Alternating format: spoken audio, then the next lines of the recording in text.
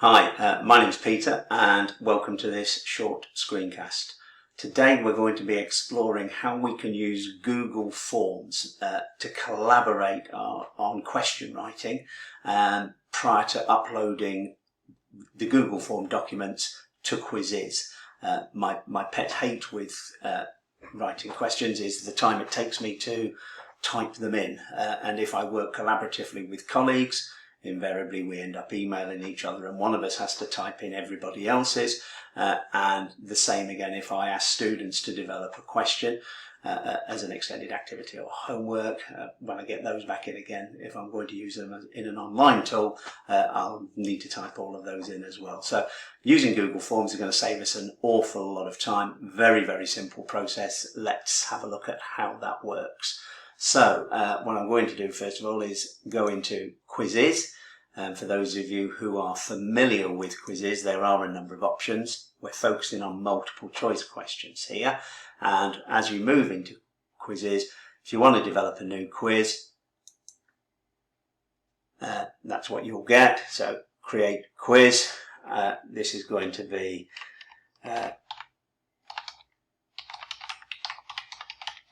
call it building principles.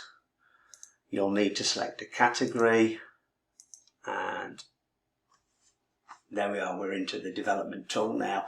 And what I can do is I can click on to this here and it will ask me to type in a question, give my 4 answers, highlight which is the right answer, I can import pictures, etc.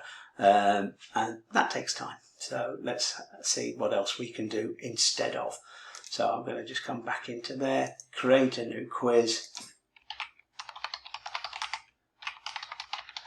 building principles, other, next. And what I'm going to do now is bounce over to Google Forms. So if I open up my Google Forms in Drive, what I have is this particular form here. If you go to the Brickwork Tutors Toolbox, you'll find a blank version in there that you can download, copy, save into your own Google Drive, and then you can just amend and adapt as you will before you send out to colleagues or to your students. Obviously you can change the file name at the top here, and then the name of the quiz, and I've already listed that this form is for building principles. If you're going to do something on roofing technology or substructure, etc., specifically, then just change this title so when your students get it, or your colleagues get it, they'll know what subject they're writing questions about. And this form, when sent to learners, will ask them to complete a number of things. It'll ask them to write a question, to provide 4 answers, one of them being a correct answer, of course, and to also say how much time they're giving others to answer that question in seconds, and you'll see that when we complete the form in a minute. To send the form, you have some options. You can email the form. If you're going to email it to your colleagues or to your learners, make sure you tick this box here, include the form in the email, otherwise they just get a blank email. You can just copy a link, and that link you can just insert into Google Classroom or something else, or an email much the same, or you can embed, okay, use an embed code.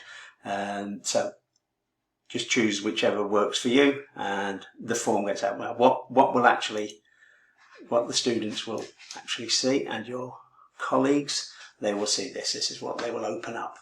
Have to submit an email address, and that's so that you can also track who's submitted information back to you, the question that they've written. So if you need to clarify anything, also if it was allocated as homework, you've got a record of who has and who hasn't. Okay, and then the questions that they will need to write, and the question I'm going to put in here is, how many bricks are required to build a half brick wall 1 metre high by 3 metres long? Okay, so that's a nice easy question, and I'm going to put some answers in here. 60, 120, 180, 240. So this is what your colleagues or your students will be doing. I need to choose the right answer. Hopefully I'll get the right one. So 3 meters, 180 bricks. And I'm going to give people 20 seconds to read that question and answer it when it comes up on Quizizz. And then I just press submit. Okay, so submitted. If I wanted then to write another question, I can just do it again, press submit another response. That form has now gone back to the originator. If you sent that form out, you've got it back. I sent that form out, so I've got it back now. And if I go into the collaborative Quizmaker form again, so there was the form, and as you'll see, I've got 11 responses based on this form that I sent out. Actually, I've got 5 of my own responses and 6 that colleagues from work have filled in also on Friday for me. So, and I can see those responses here. I can see who's completed questions. I can see the questions that they've provided, answers, etc. But what I want to do is I want to download that series of responses into a spreadsheet. So I'm going to click on there.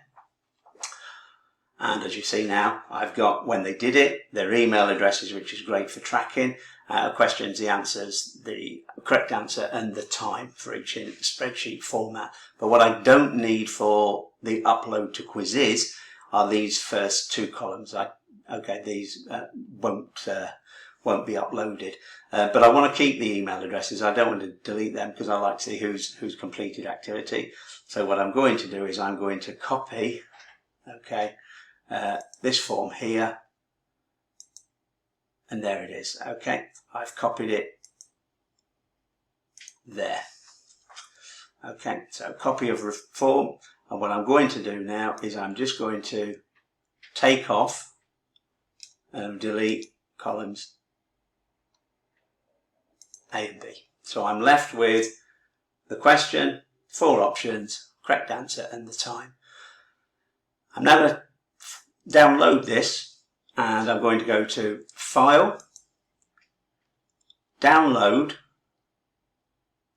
and I need to download it in Microsoft Excel, XLSX. That's the format that Quizizz will accommodate when we upload it to that.